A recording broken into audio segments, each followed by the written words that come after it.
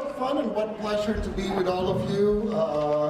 Thank you, Mort, for giving us this great excuse to get together the broader family of descendants that your ideas and thoughtfulness has touched over so many years.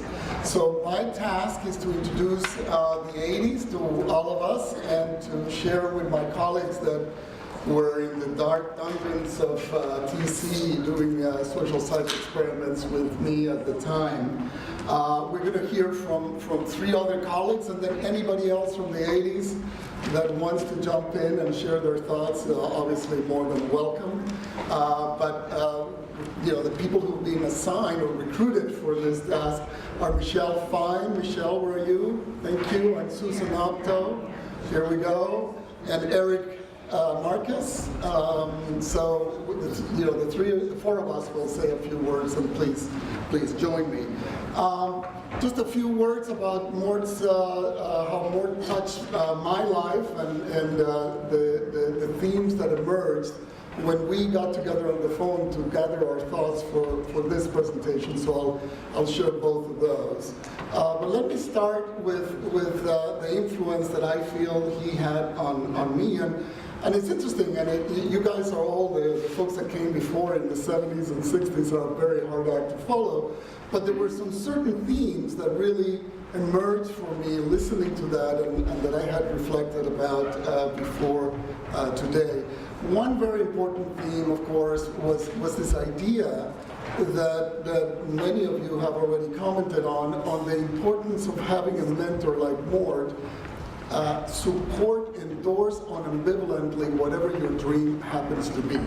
So whatever ideas you are exposed to, the real challenge is how to make them your own and how to then live them. And that to me was really inspiring listening to the speakers that came before.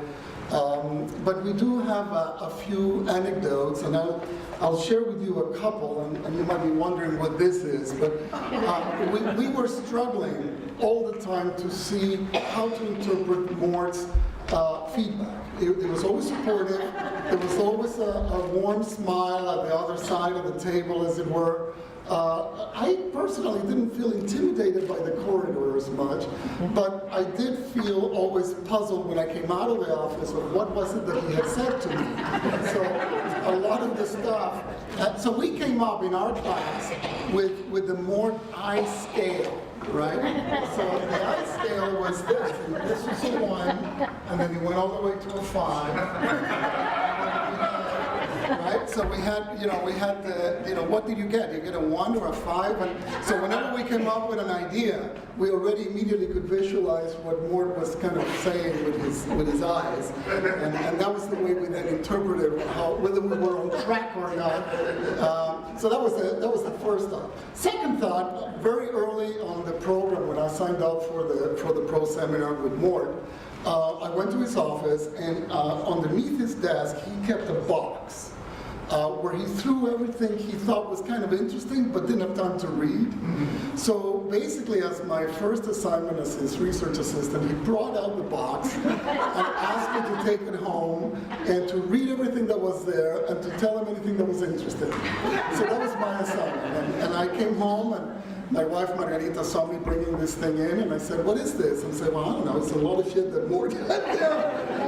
So it became affectionately known as the shit box. But the shit box was amazing because it had articles by philosophers. It had photocopied some chapters of Aristotelian Nicomachean ethics, because he was deep into trying to translate philosophical articles. There were articles by Rawls, by Nozick, many of the luminaries of the time that were writing on justice, which I should have started by saying, by the way, that the group, although there were people from the 70s that were already claiming some connection to justice ideas. We were very, very attached to justice ideas in my era, and then we even thought, well, we'll identify ourselves as the justice people.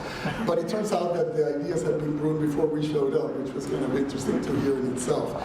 So I dug into the shit box, and I learned a ton. And the challenge was how to take ideas from philosophy, basically, and a lot of economic, and I think Mort had just joined back then the Society for Political Psychology, so there was a lot of stuff on economics and politics as well. But what was interesting about it was the effort to try and grasp what these major thinkers were, elucidating and translating that into psychological ideas that would then have viability in a social psychology lab. And it was terrific. So we had experiments where we had, the veil of ignorance, which this Kantian concept that John Rawls then ultimately developed, which is a fantastic concept that if you're going to develop a fair organization, you really have to do it without knowing what role you're going to have once the organization is up and running. And if you do that, then you will create the kinds of conditions that would allow for a more fair design, and it's actually a very pragmatic idea that can be used even in consulting.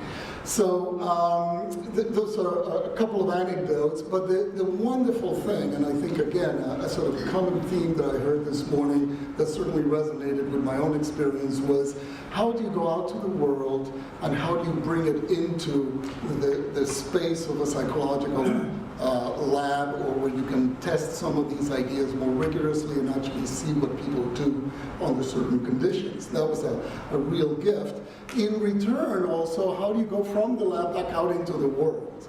And in my own experience, this is another thought I was resonating also with the idea of Mort as a psychoanalyst, because I was going through analysis at the same time I was going through the social side program myself. So I remember, the dilemma of going to an analyst's couch on the way there, thinking about social psychological ideas, and then coming back into the lab. And I remember having conversations with Mort about this, and the way he put it was that the way you thought about social psychology clinically was to think about the people that populated your head.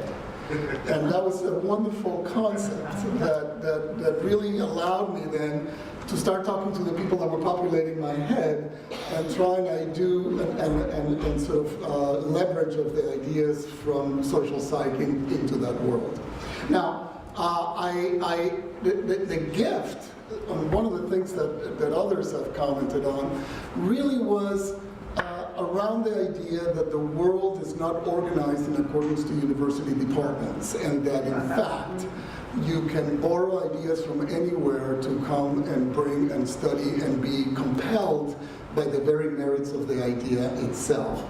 After I left here, I went on to Yale. In fact, it was interesting because I took Madeline's job. Madeline was at the Yale School of Management. I didn't literally take her job. She left. And then I was the one next that was slotted in. And it was a terrific opportunity because it was kind of, sort of plugging myself into that whole tradition. And I felt that Madeline had already left a bit of a platform there for me to then do that. My version of your experience as a woman was because I'm originally from Latin America, I'm from Venezuela, even though my name is not Latin sounding at all, which Yale didn't know what to do with. So there was an African American colleague that came in with me. And of course, the first month, she was all over her picture was all over the brochures, and Ivan Landsberg, was sort of unknown, because if I had had my wife's last name, which is Rodriguez, I would have been on the brochure as well. So it kind of opened my eyes up to how crazy that whole process was. But the other interesting thing was that that I found at Yale was that there were two kinds of groups in the management school, in the OB department. One group was the people who were descendants of social psychologists. And there were people like Richard Hackman and Victor Vroom and so forth. And then there were other people that were clinicians that came at this, like Clay Alderfer or David Byrd, that came at the work of organizations much more from a clinical point of view. And the two groups hated each other. And I had come from a program where my mentor was both a lab experimentalist as well as a social as well as a psychoanalyst. And I had just a terrible time navigating the tension between the two, and sort of gave me a window again into how our fields are not immune to the stuff we study, right? We're human beings as well, and we act it out in our own domains every bit as much as the people we're interested in getting to understand. Okay, so I'll say one word about my own work. When I got to Yale, basically, I come from not just Latin America. I'm the son of an entrepreneur, and I got very interested very early on, in fact, when I was at the program, and the youngest of 3 children, on issues that families that work together or families that own businesses struggle with. And I went to the library here, and there was very little written about it at the time. And I got very interested in family enterprises broadly defined. And the fascinating thing was that there was that seminal paper that Mort wrote, that several of you have referred to, on equity theory, need, and the contrast of the different institutional domains where different criteria of justice are brought to the foreground. It turns out that in family enterprises, that's more real than anything else. That is, these are enterprises that exist in the boundary between family systems and business systems, but also ownership systems. And each one of those domains is governed by a different set of rules, right? So how do you establish merit, and how do you establish justice, and how do you establish a sense of entitlement in a business domain, and very much driven by market sort of mindsets, is quite different from the kind of distributive principles you would use in a family. And I love the fact that we were using the metaphor of a family so often throughout the morning, because in fact we are a family of affinity of sorts.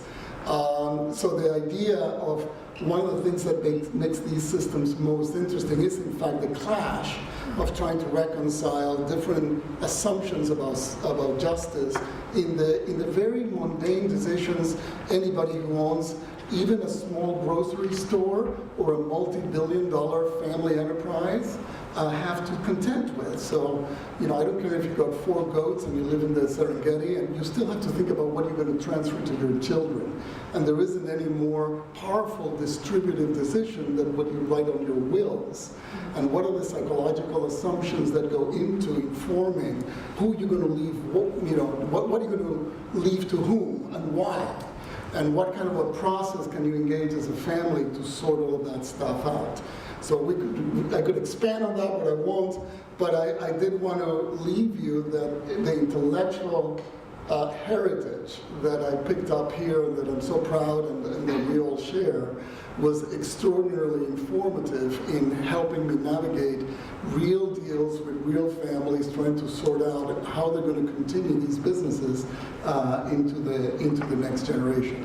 Now, family businesses sounds a little bit sort of removed from social psych, but let me tell you, 35% of the Fortune 500s are controlled by families. Most of the wealth that will be created in the next 5 to 10 years will be created in the emerging markets, mostly within family enterprises.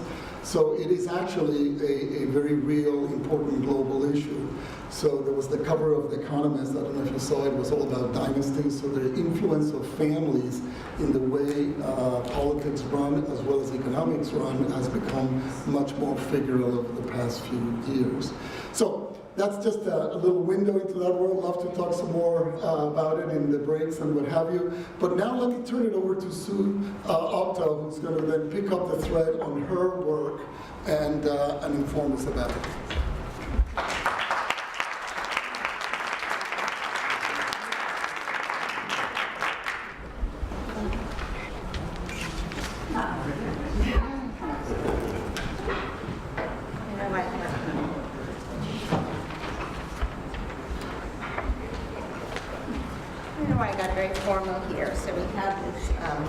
I decided to think about, I was thinking a lot about this over the past months. We had plenty of notice to think.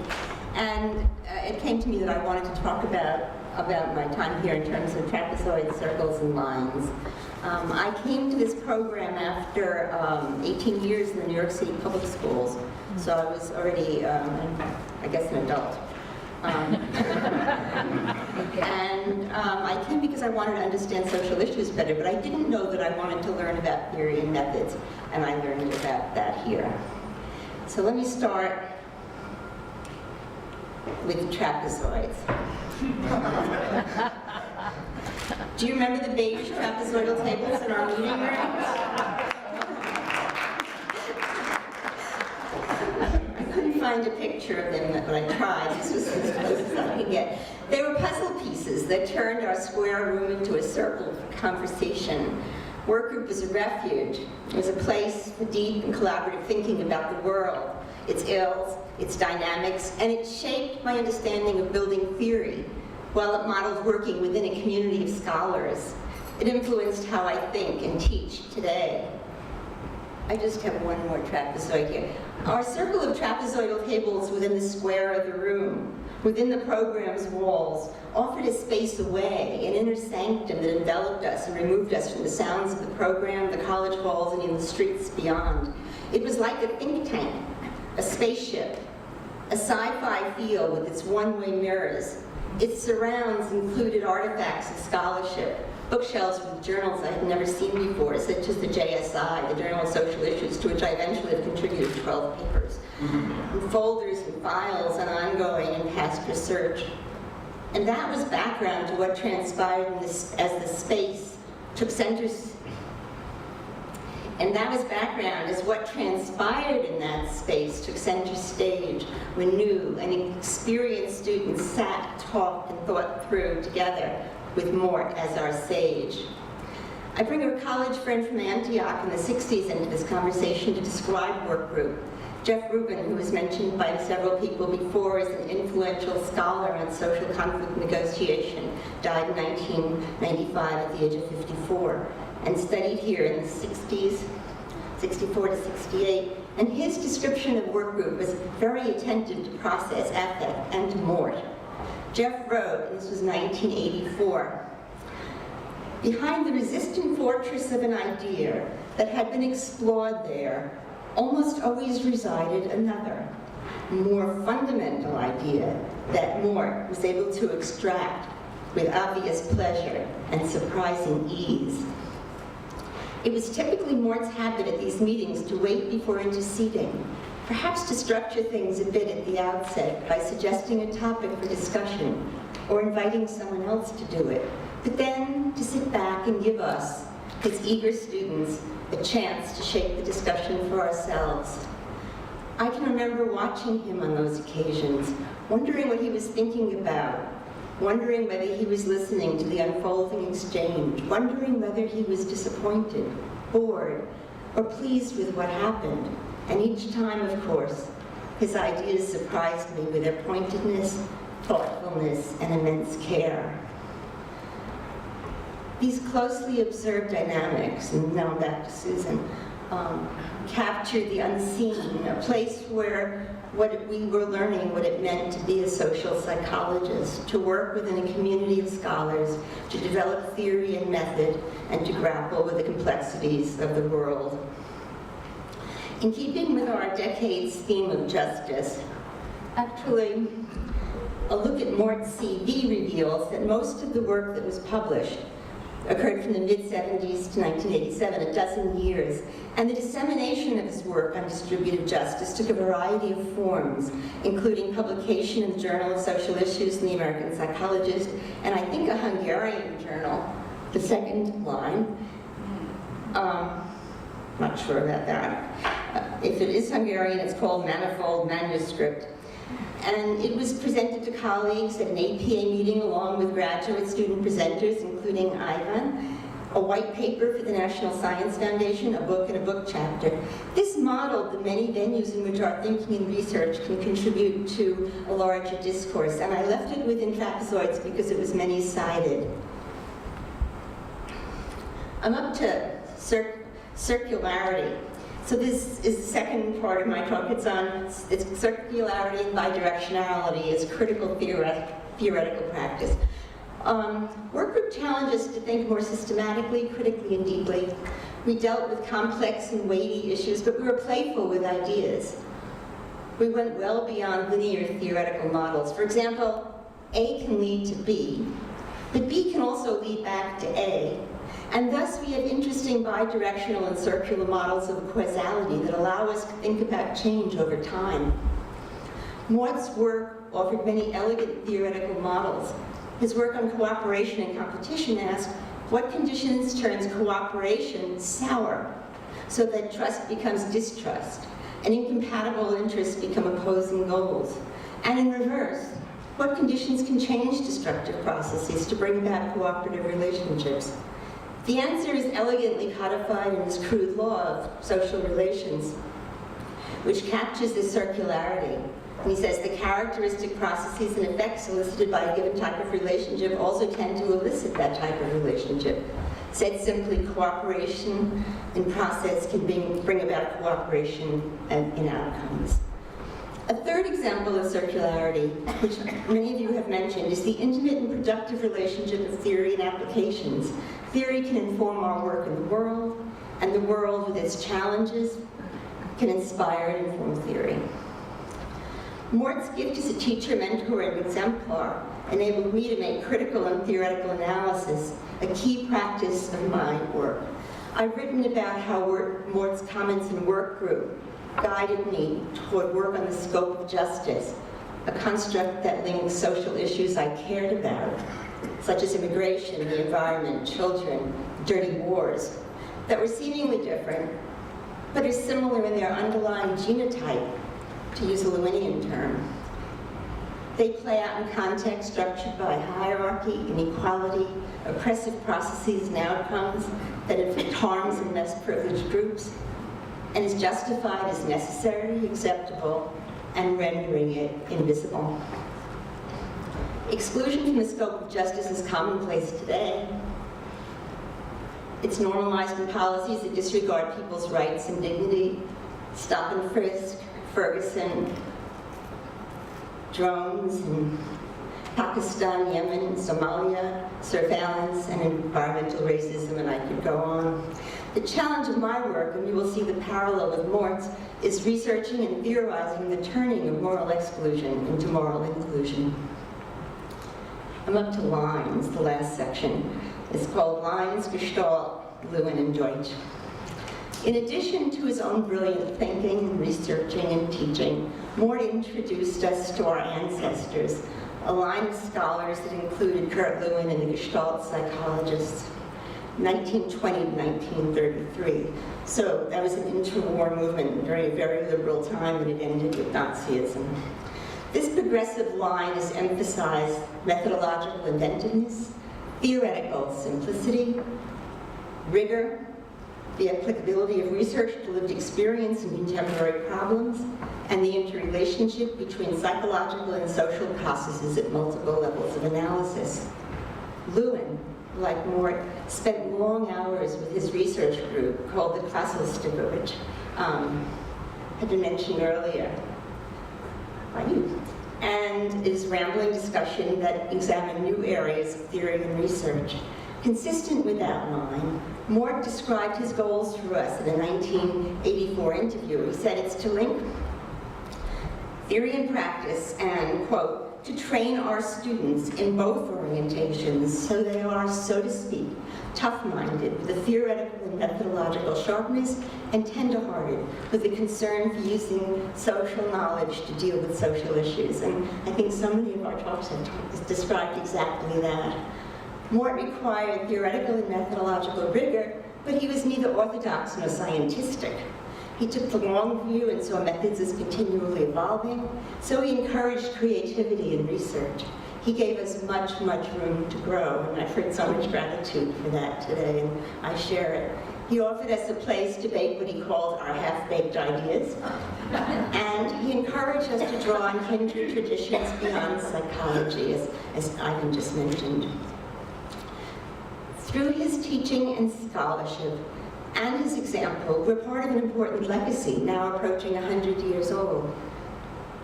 So it's a line that is not mainstream now, nor was it in '84, nor was it in Lewin's day, but it's gorgeous, provocative, productive line to carry forward. I'm honored to be part of that tradition, and in my work with students at John Jay College, at the Graduate Center with Michelle and my students. They're doing daring, important, and really thrilling work that draws from the Lewinian, Deutschian, Feinian, and dare I say, Obertonian, I've never said it before, tradition, and they're educating their own students to follow in our footsteps. And I just have two pictures. This was at the ICCCR, and we visited Mort here in the lab in 2009, and I thank Suzanne Lipton for funding it for me. And many of these students in this picture are now professors. And then in June, when we were at the International Society of Justice meeting at NYU, we have more than 3 generations of students there. So.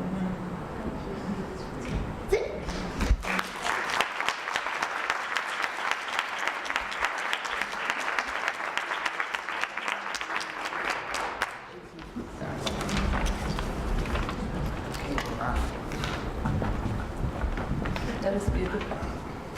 We're so lucky to work together. So I get to work with Susan. So I wrote a love letter to Mort and to the Deutschian diaspora, okay? Which has fortunately gotten a little more diverse across the generations. Come to the Graduate Center if you want to see what we look like now. So I read a piece in the New York Times on sociobiology that made me think about work group. Have your imagination go in all those directions. And then I followed up the science. There's an Austrian sociobiologist, the good kind, named Sylvia Kremer, and she studies the social life of ants who live in colonies and probably have provocative underwear. And what she does is she tries to understand their cooperative relationships, how they build those colonies. And then in a slightly sadistic way, she injected one of them with smallpox to see how the other ants would respond. And you'll hear why I thought of work group. Because the other ants licked the sick ant clean. And as a consequence of that, the sick ant lived, and their collective immunity rose. And that is how I think about work group. It was a weird, fabulous space where our collective immunity and sense of funky, weird solidarity, even present in this room, having not seen each other, at least me, for 20, 30 years. I haven't seen most of you. So Mort, you carried your Lewinian genealogy into the work group, encouraging us also to build spaces, critical spaces. In your case, there were long silences that were filled with provocative thinking. Susan and I run work groups. I think it's filled more with wine than silence, but, and ours are probably a little noisier, a little whinier, a little more feminist, queer, critical race, but indeed work group 2015. So what I want to say is what I have loved, and then I will end with what I want. What I have loved. I love that you encourage us to think at a funny angle. Emily Dickinson has a line that says, "Tell the truth, but tell it slant." And I love that. I've talked to Dickinsonian scholars, and they're not sure what she meant, so I just make it our notion of what it means to do social justice work that tries to be in a conversation with folks who do and don't want to hear that conversation. So we tell it at a slant, and the slant might be historic, it might be theoretical, it might be empirical. And you encourage us to be big thinkers with precise, if promiscuous, methodologies.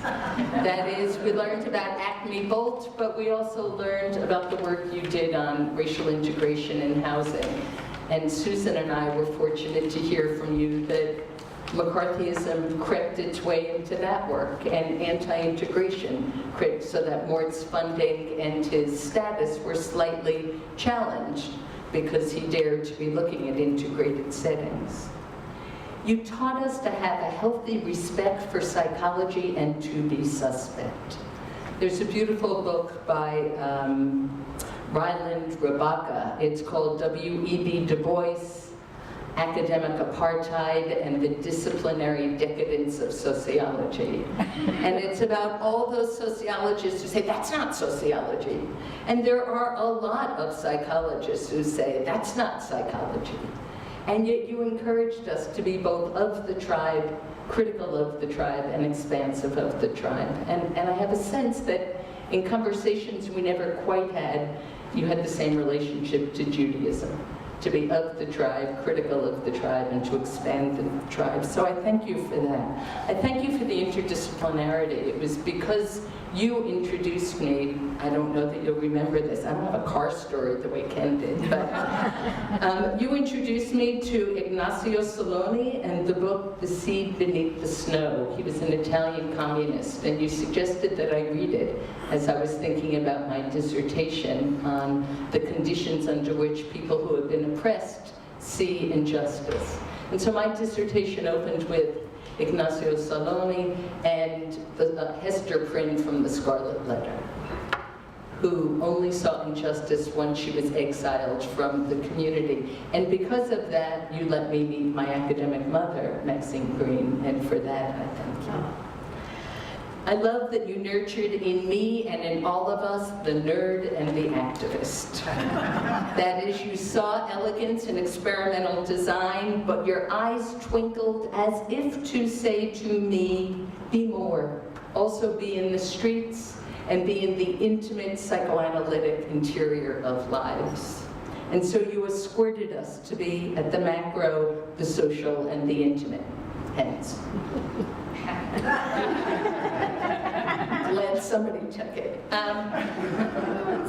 My next thank you is I feel like you anticipated the 1%. I feel like, and psychology has abandoned examining privilege. And I hope you're critically examining those dynasties. But you asked us to look at privilege. You understood that awakening a sense of injustice not only required that really poor and oppressed people understand injustice. I think you knew that they already understood injustice. But that the big task was to figure out how to get privileged people to give a damn, to see their lives as situated in synchrony with those who are marginalized. And so I felt like you were anticipating our need to understand the greed, the hunger, and the disassociation of the 1%. And I feel like I've taken that deeply into my work on the privatization of public schools. I felt like with the crude law, you were almost warning us about the current moment in which we sit, the neoliberal metric madness, accountability, audit culture, where the incentive systems have turned people against each other and the social relationships are indeed following. So just as you anticipated the grotesque widening of inequality, I hope that you can help us anticipate peace. I love the chutzpah that you contested equity at a time where kind of capitalism and psychology were neatly snuggling in bed, and you dared to say there's nothing natural about equity any more than there is about need or equality, and that there are real dangers and winner take all. Again, I feel like we need you simply to reprint some of that writing. I felt like in a closet somewhere was a social psychological critique of capitalism that sometimes snuck out and sometimes went back in the closet. I love that you created a holding environment for all of us, and she would hate it that I'm saying this, but I love that you created it for Adrienne. And she would hate that I would distinguish her. Adrienne Ash was a brilliant, brilliant student who passed away, I think 2 years ago. And she was blind, and she came to graduate school from Swarthmore, brilliant, brilliant. She always had heavy bags because she had to carry multiple copies of her books, and braillers, and tape recorders, and you just created a display. There was nothing about difference that forced you to shift the ground rules of the holding environment. So what do I want? Selfishly, I'd like another 95 years. I think we need you. Of your wisdom, your care, and your, we can vote.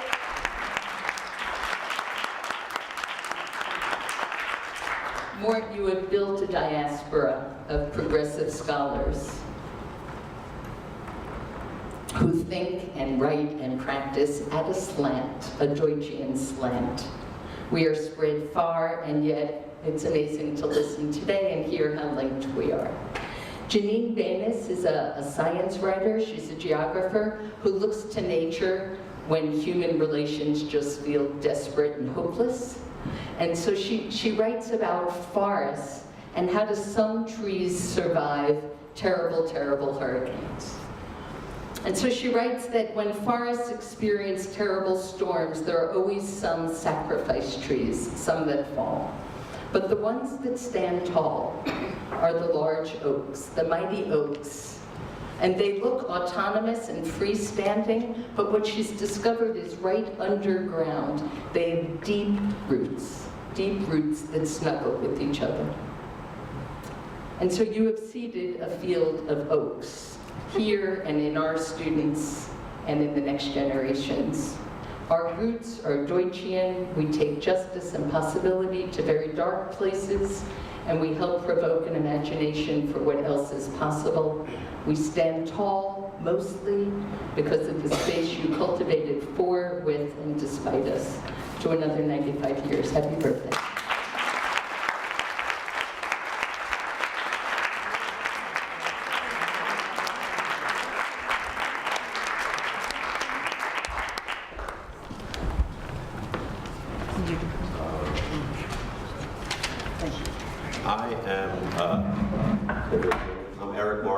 I started the program in 1980, the year that Ronald Reagan was elected president, and I think the NIMH funding was eliminated. But holding that aside for a moment, I just want to say for me, Mort has, well, he's sown many seeds among his students, and I think this crowd is sort of a testament to the diversity and how those seeds have grown and twisted in different ways and leaned this way or that. And I just want to mention a few seeds that have sort of taken root for me. When I started the program, I had no interest in sort of joining the academy, and I was really interested in the applied nature of what was going on in the laboratory, but I didn't have any idea how I was going to sort of take it forward or do anything with it. I knew I didn't want an academic life after I finished it. Well, let me go back. First, I had a basic conflict after finishing the program. I knew I did not want an academic life, but I enjoyed reading about interesting research papers and theories in the conflict resolution field and in the justice field. I enjoyed organizational life and consulting and finding an application of what I learned in graduate school into the organizational world. But in that area, I found that I was sort of missing the opportunity to explore certain organizational phenomena that I was curious about. Like, why are so few conflicts engaged with in groups and organizations? Or how is it possible for groups to get any work done while avoiding so many conflicts?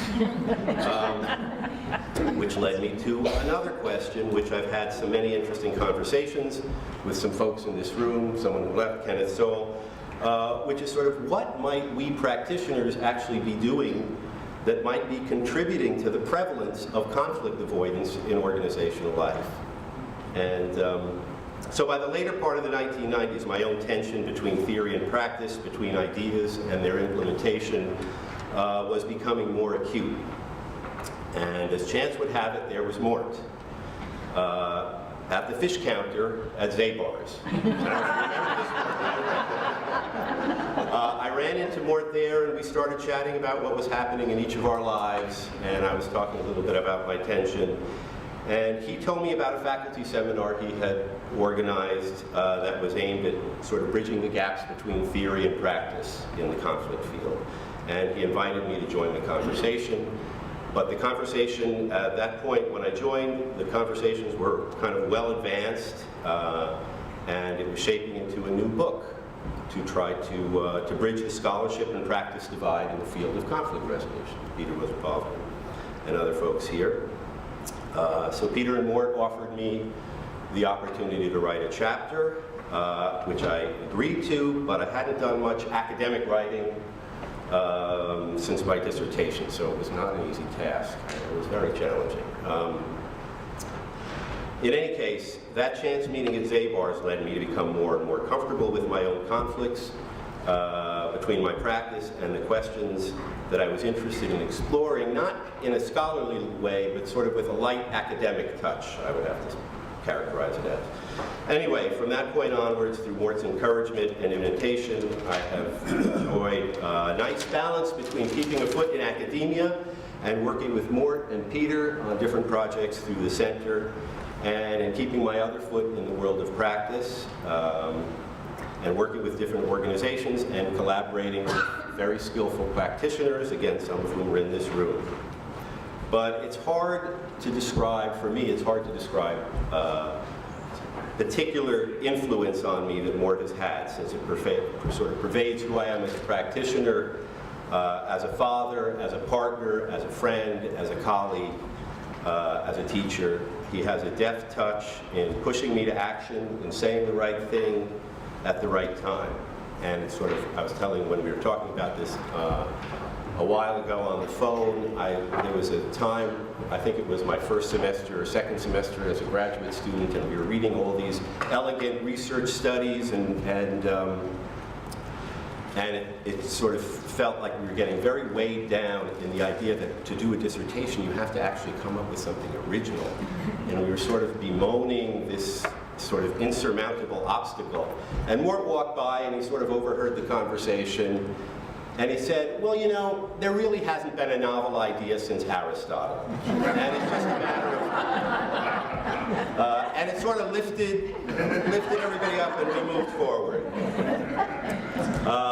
But anyway, I've had fun working with Mort these last few years on expanding the ideas of cooperative interdependence from the group level to building a global community. And we've all heard Mort talk about his inclination towards the grandiose. And I think this idea is so grandiose that I sometimes get lost in its enormity. That is, until Mort reinforces the practical aspects involved and we go forward. So I look forward to continuing to pursue our global community work together, Mort, this summer and beyond. So thank you.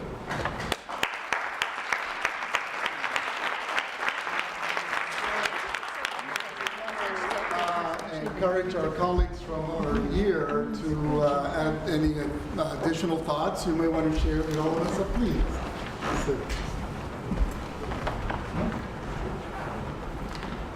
Mort, first of all, I want to say happy birthday. I am so proud to be one of your students and to be with this great group of people who, yeah, we haven't seen each other in years, but somehow it just feels like we're family. I wanted to say that there are two things. First of all, I'm very grateful that not only that I could work with you, but that I was fortunate enough to have an NIMH. I think the funding was still there, yeah. Eric. I might have been the last postdoc. And that's able to do that, to be one of the first to help you develop the center. And that was really, really exciting for a bunch of us. I also wanted to say there are two things. How have you influenced me? In so many ways. I tend to look at the news these days and see the things blowing up and people bombing each other, and I keep thinking, oh my God, what must Mort think? What must Mort think? Because I am such a person now who thinks in terms of conflict resolution, getting people to talk, and I think there are two things that you taught me that I really always remember. There's nothing so important as a good theory, your Lewinian thing, and also the Deutsch's crude law of social relations that you brought up, Sue. They really have helped shape my thinking as a social psychologist.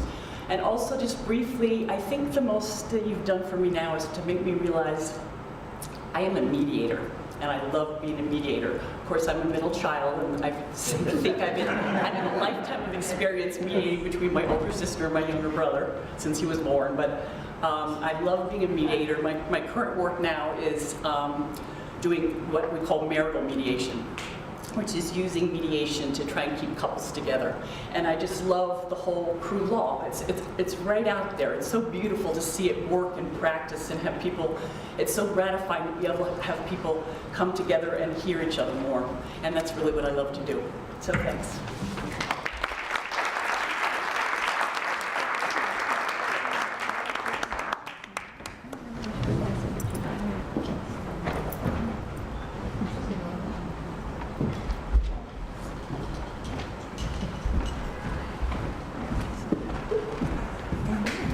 Hi, I'm Ross Hartel. So I'm from the 80s, and happy to be back in whatever decade this is. And happy that you're here, and happy to celebrate your 95th year, my gosh. So I'll be short, but I just have a couple of things. The first is, comes back, and I think Susan mentioned the bidirectional and circular modes of causality. I remember sitting in a class with Mort, scared out of my mind. We were reading equity theory, and it was the most turgid, dense.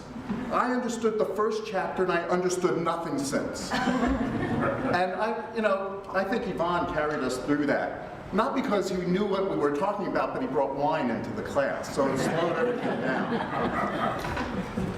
The second is a department story of what happened in the 80s, because I got married in 1983, and in 1982, towards the end, I got married in January, so around November, December, the department threw a shower for me. It was a surprise shower, and they gave me a beautiful Tiffany bowl that I still have, and it was a surprise shower, and to this day, my wife wonders why she wasn't invited. So we were very family, but she hadn't married into it yet.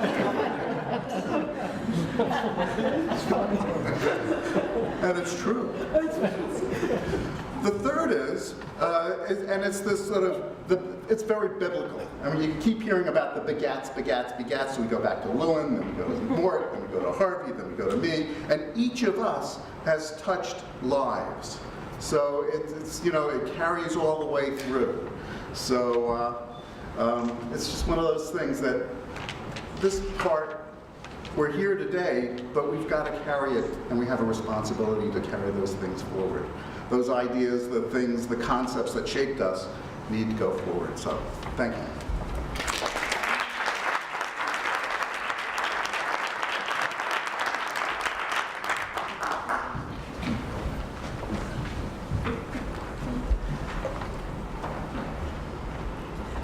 Hello, I'm Rachel Solomon-Ravitch, and I want to thank the organizers, of course, for this fantastic day, for giving us the opportunity to express our gratitude to Mort.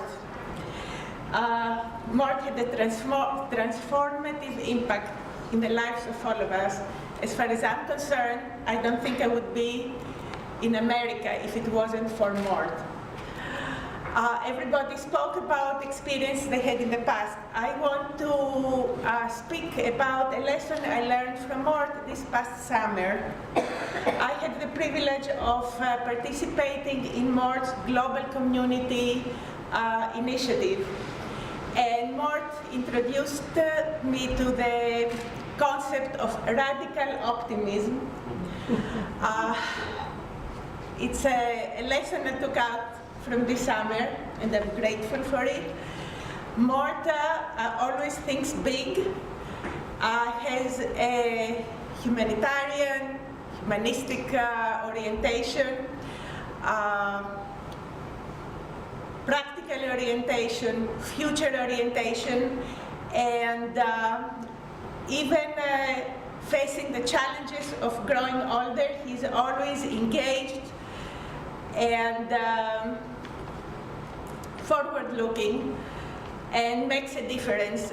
Recently, at the first Psychology Day at the UN, he couldn't attend, but somebody read his remarks, his paper actually, about peace,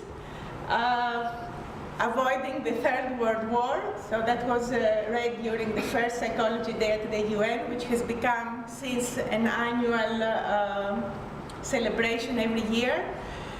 And what can I say? To put an international dimension in today's events, I had the privilege of first encountering the famous professor Morton Deutsch from the United States of America when I was a graduate student at the London School of Economics. And then when I decided to throw some applications for doctoral programs in the United States, my mother told me, if you plan to go to America, you might as well go and see how that place is. So over Christmas vacation, I took a plane, Laker Airways. I don't know if you remember it. It went out of business and came.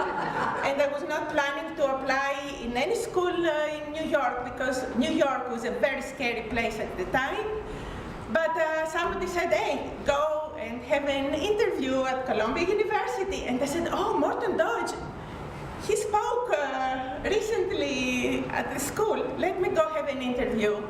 And had the interview, and the next year I came to the States, and I'm very grateful for the opportunity and for everything you have done transforming my life.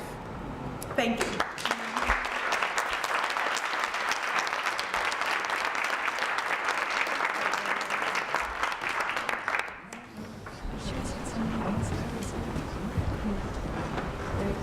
Hi, I'm Jack Cage.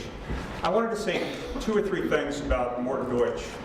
First of all, a year before I was at Columbia University in the program, I was in the Advanced Infantry course at Fort Benning, Georgia. And so I knew nothing about Kurt Lewin, I knew nothing about the background of psychology. I had one course at West Point and didn't do very well in that course, as I recall. So I want to thank Mort for his openness and his sense of humor for letting me into his distinguished program.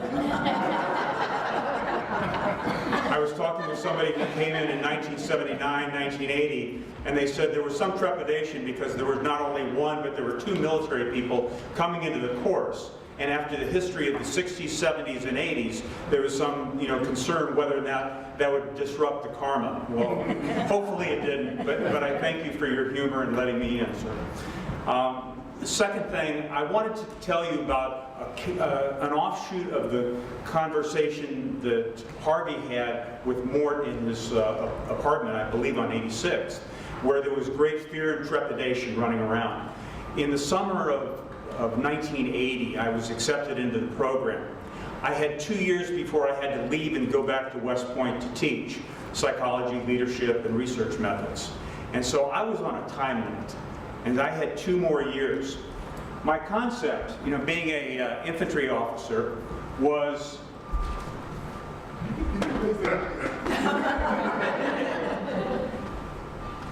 this is a master's degree.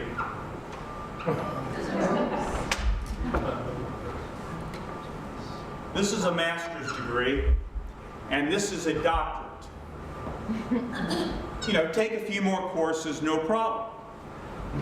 So I went into Mort's office in July of 80, and he looked at me as I was trying to describe this in convoluted terms, and he basically looked at me not like this,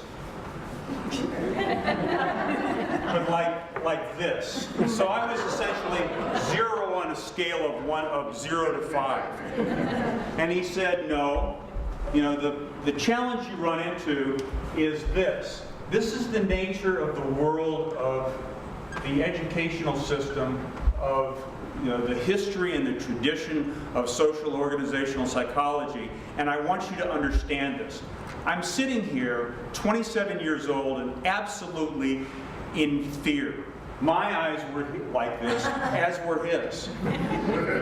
But then in a blink of an eye, he turned that unknown mess, that protoplasm, this unstructured world that I was going to have to go through, and he put it into categories that I could understand.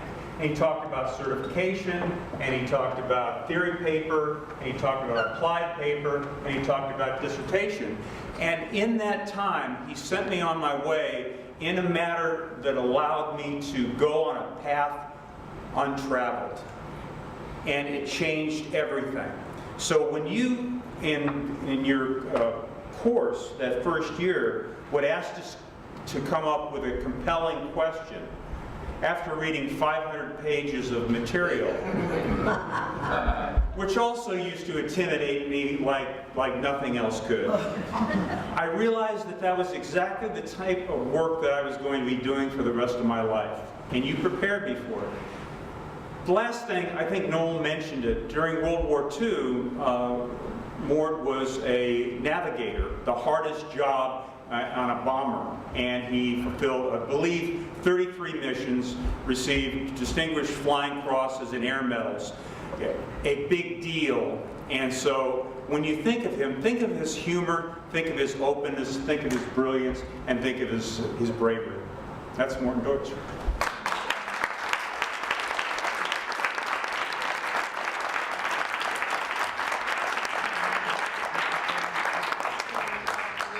From the 80s.